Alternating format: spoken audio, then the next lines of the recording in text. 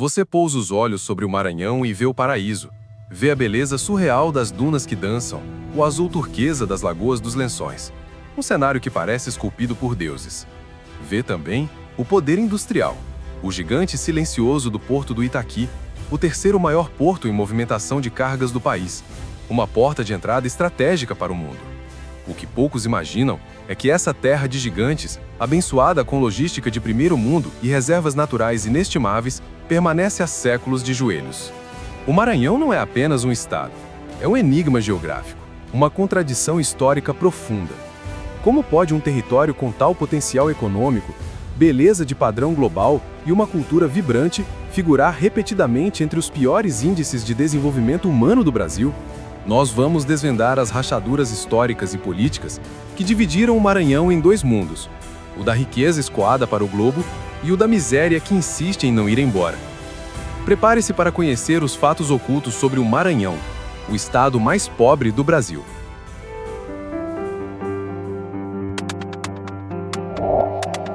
O Maranhão é a síntese do paradoxo brasileiro, um lugar onde a modernidade global se choca diariamente com um atraso secular.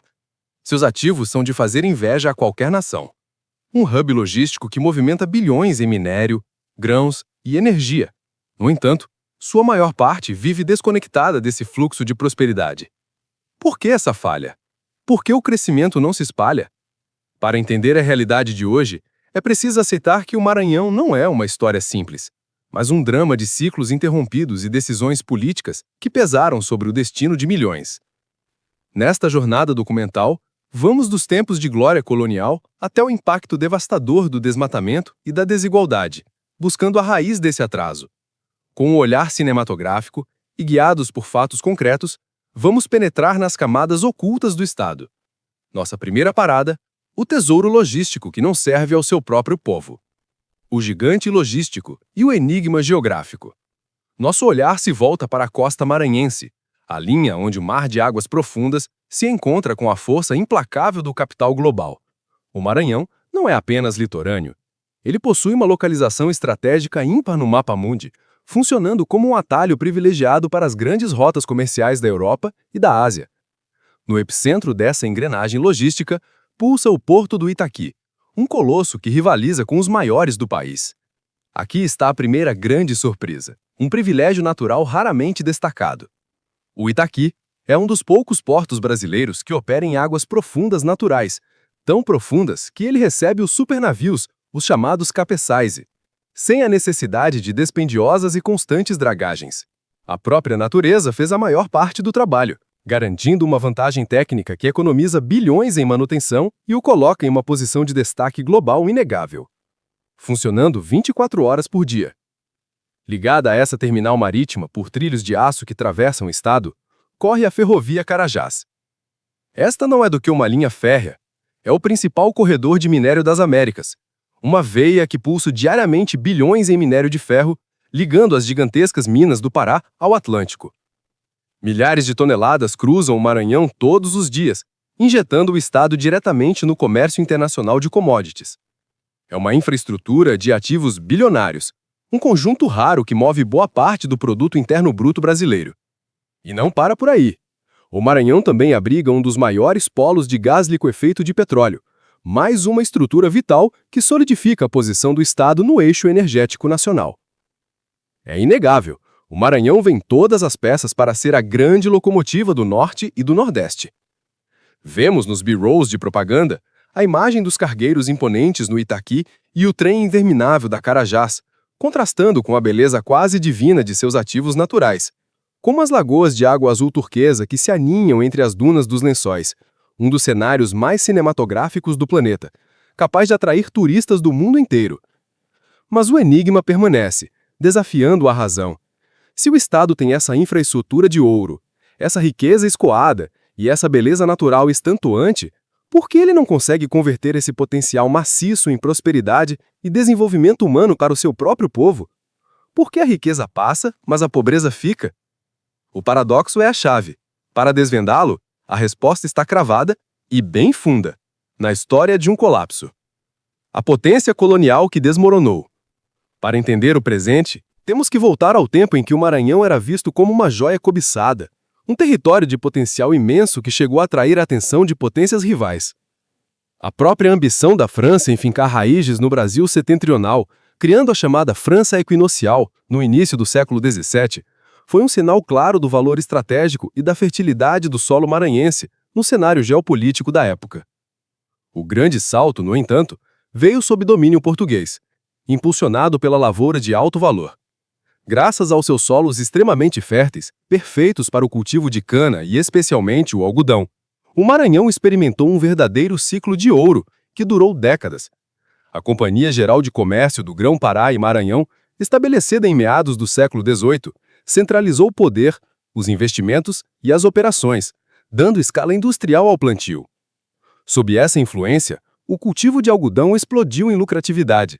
A produção se multiplicou numa velocidade impressionante, chegando a crescer mais de 200 vezes ao longo do período. O Maranhão se tornou referência internacional, exportando diretamente para a Europa e abastecendo a indústria têxtil inglesa no auge da Revolução Industrial. Cidades como São Luís viram suas elites agrárias enriquecerem, e a ideia de um Maranhão próspero deixou de ser uma promessa distante para se tornar uma realidade de poder e opulência visível nos casarões da capital. Mas essa riqueza, intensa e efêmera, tinha um alicerce podre e cruel: a escravidão. Durante o Império, estima-se que mais da metade da população maranhense era composta por pessoas escravizadas. Era essa força de trabalho desumana, explorada até os limites, que sustentava o modelo agroexportador e a riqueza das grandes fazendas. A estrutura, aparentemente sólida, era na verdade terrivelmente vulnerável a qualquer mudança no sistema. Quando a Lei Áurea chegou em 1888 e aboliu a escravidão, todo o sistema produtivo do Estado desmoronou em poucos anos. O problema não foi a abolição em si, mas a total ausência de plano de transição. Ao contrário de estados como São Paulo e Pernambuco, que aproveitaram o momento para atrair imigrantes, investir em industrialização e modernizar suas economias, o Maranhão ficou preso a um modelo que não existia mais. Não houve redistribuição de terras, capital competitivo ou política de industrialização consistente. O Estado parou no tempo, fazendeiros faliram, a produção despencou e décadas de estagnação vieram, prolongando-se por todo o início da República. A história nos ensina que o Maranhão não parou por acaso. Ele foi sendo empurrado para trás, década após década, pelo peso de um passado que se recusava a evoluir, até se transformar no abismo de contradições que conhecemos hoje. O abismo dos dois Maranhões. A inércia histórica e a falta de políticas de transição após o colapso do algodão criaram uma divisão silenciosa no tecido social e econômico, quase invisível nos mapas turísticos, mas gritante no cotidiano do maranhense. Hoje, a economia do estado é brutalmente hiperconcentrada. Existe um Maranhão metrópole, representado por São Luís, Imperatriz e algumas poucas cidades polo que detêm a maior parte do setor de serviços e da atividade industrial. Este pedaço reduzido do território concentra a riqueza, empregos qualificados e investimentos.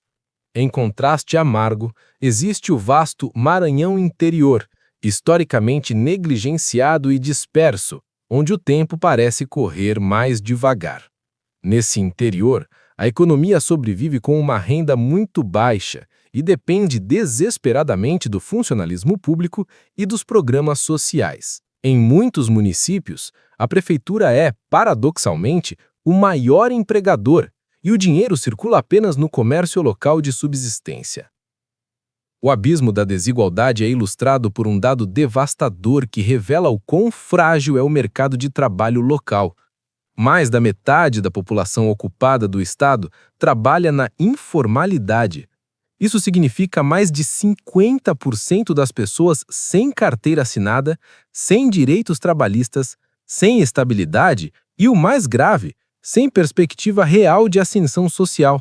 É um ciclo vicioso de fragilidade econômica que drena a vitalidade do estado. A falta de oportunidades estruturadas no interior é tanta que o estado vive um fenômeno silencioso e devastador, o esvaziamento demográfico. Ao longo das últimas décadas, Inúmeros municípios perderam habitantes, especialmente a população jovem. Alguns chegaram a registrar a saída de quase metade de sua força de trabalho mais dinâmica. A terra, que é rica em potencial agrícola e mineral, ironicamente, não consegue gerar futuro e, portanto, não consegue segurar seu próprio povo, que migra em busca de uma vida mais digna. E mesmo a capital, o motor econômico, São Luís, não escapa do atraso estrutural. Ela figura de forma constrangedora entre as piores capitais do país em saneamento básico. Enquanto o dinheiro da exportação de minério e grãos cruza a Bahia e o porto opera com tecnologia de ponta, a rede de esgoto atende uma parte mínima da população. Grande parte dos bairros cresce sem o mínimo de planejamento urbanístico, convivendo com enchentes recorrentes e falhas históricas no abastecimento de água. A riqueza, portanto, convive lado a lado com a precariedade. A modernidade logística e as belezas naturais coexistem com uma das piores malhas rodoviárias do Brasil. Estradas esburacadas e pontes estreitas isolam comunidades inteiras, encarecendo o transporte e a vida. A realidade mais profunda é que existem, de fato, dois Maranhões. O que aparece nos discursos sobre logística e exportação, e o outro, muito maior, onde a vida segue lenta, difícil e desconectada de qualquer crescimento real. A devastação silenciosa da Amazônia maranhense. Essa desigualdade crônica no Maranhão não é apenas um problema econômico. Ela é mantida por um sistema de poder antigo e concentrado, e agravada por um flagelo ambiental que ameaça o futuro do Estado. Por décadas, a condução política do Maranhão esteve nas mãos de poucas famílias e oligarquias, que transformaram o Estado em uma espécie de território privado. As decisões públicas foram moldadas prioritariamente para preservar a influência e garantir o controle, e não para gerar desenvolvimento estrutural e eficiente. Esse clientelismo arraigado ainda hoje influencia a distribuição de recursos e a priorização de obras. O resultado político manifesta-se em uma desigualdade social e de renda abissal. Dados mostram que o 1% mais rico do Maranhão concentra renda em níveis dramáticos. Essa não é apenas uma estatística, é a expressão de um sistema que, historicamente, nunca conseguiu ou nunca quis incluir a maioria da população no processo de prosperidade. Enquanto uma minoria acumula terra, influência e capital, milhões de maranhenses vivem com baixa escolaridade e empregos informais. Essa concentração de poder e terra gera conflitos no campo, alguns dos mais antigos e violentos do país, que persistem até hoje. O Maranhão é palco de disputas territoriais intensas entre comunidades tradicionais, agricultores familiares, povos indígenas e grandes fazendeiros. Um dos exemplos mais emblemáticos dessa injustiça é a região de Alcântara, onde comunidades quilombolas foram removidas de suas terras para a implantação do Centro de Lançamento de Alcântara, um projeto aeroespacial estratégico. Décadas depois da remoção, essas populações ainda lutam por compensações, território e reconhecimento. E há uma tragédia ainda maior em curso que afeta diretamente o meio ambiente e o futuro econômico: a destruição acelerada da Amazônia maranhense. O Maranhão é, historicamente, o estado que mais desmatou dentro da Amazônia Legal. O que era floresta densa e biodiversa, que compõe a transição única entre a Amazônia, o Cerrado e a Caatinga, deu lugar a vastas pastagens e fragmentos isolados de mata. O avanço da agropecuária, muitas vezes irregular, foi rápido e intenso, mas sem criar empregos de qualidade ou promover um desenvolvimento sustentável a longo prazo. O custo ambiental foi altíssimo, sem o retorno social esperado. A cada ano, queimadas intensas consomem o que resta da vegetação, deixando para trás um solo pobre, erodido e incapaz de sustentar a agricultura por muito tempo. Para quem vive nessas regiões, o colapso ambiental não é um debate abstrato de aquecimento global, é a realidade cotidiana, onde os rios diminuem, as chuvas se tornam mais irregulares, a seca chega mais cedo e o futuro parece cada vez mais incerto.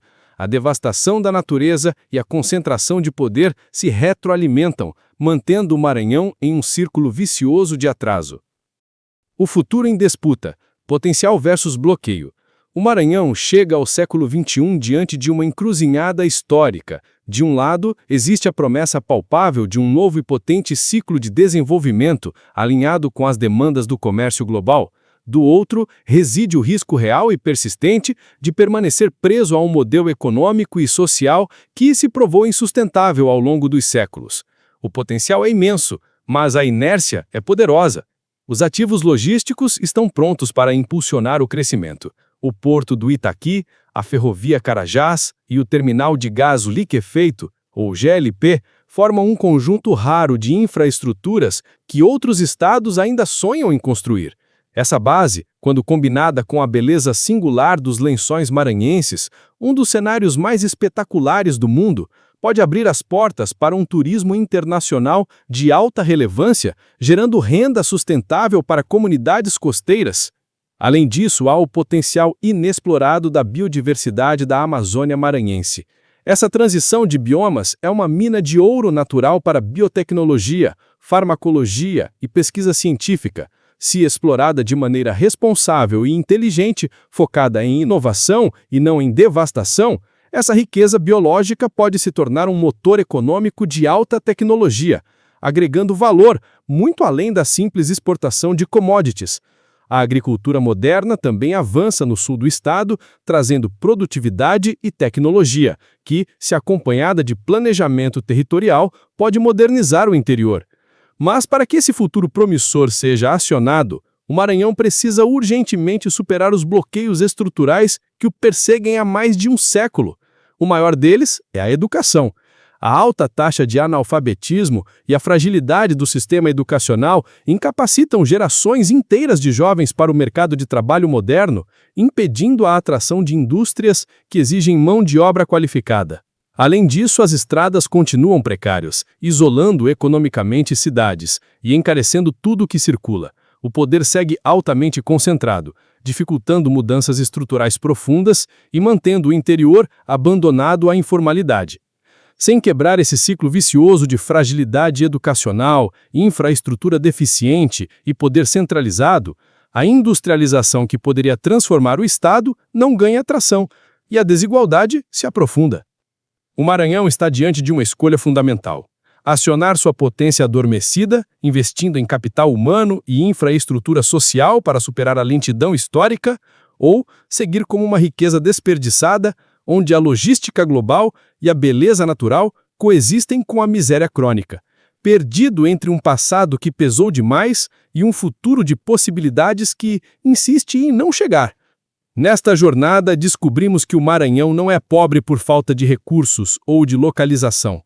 Ele é vítima de um ciclo histórico, político e social que impediu o fluxo da riqueza, mantendo-o preso a uma triste contradição. É um estado que tem em sua geografia a promessa de grandeza e em sua história a marca profunda do atraso. A imagem final que fica é a do sol se pondo sobre os trilhos da ferrovia Carajás. A riqueza escoada, o potencial em movimento, mas a prosperidade não fica. Contrastando com as dunas dos lençóis, perfeitas, mas isoladas de grande parte da população. O Maranhão é a prova de que o maior tesouro de uma nação não está apenas naquilo que ela possui, mas, fundamentalmente, na forma como ela distribui e protege esse potencial. É a potência adormecida que espera, há mais de um século, pelo dia em que irá acordar de verdade.